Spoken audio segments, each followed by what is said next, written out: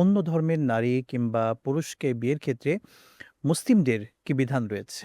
এ ব্যাপারে ইসলামের বিধান যেটা রয়েছে, কোনো মুসলিম, কোনো মুশরিকা, কোনো ইহুদি, কোনো খ্রিস্টান বা কোনো নাসারার সাথে ইল্লা বিল ঈমান, ঈমান ব্যতীত বিয়ে বন্ধনে আবদ্ধ হওয়া জায়েজ নাই। জি।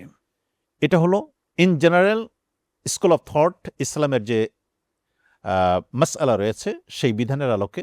সুতরাং একজন মুমিন পুরুষ, একজন মুমিন নারী, তারা পরস্পরের বিবাহ বন্ধনে আবদ্ধ হবে, কিন্তু কোনো মুশরিকের সাথে কোনো মুমিন পুরুষ, কোনো মুমিন নারী বিবাহ বন্ধনে আবদ্ধ হতে পারে না। যদি কোনো আহলে কিতাবের ভিতর থেকে যদি সৎ হয় এবং দিনদার হয় এবং সে ঈমান গ্রহণ করবে, এই জাতীয় কোনো কমিটমেন্ট যদি থাকে, তাহলে সেই ক্ষেত্রে কোনো স্কুল অফ থট তারা বলছে যে এতটুকু কনসিডার করে বিয়ে করা যায়, বাট শর্ত হলে তাকে ঈমান গ্রহণ করা লাগবে, আগে ঈমান আগে লাগবে। ঈমান লাগবে। জি।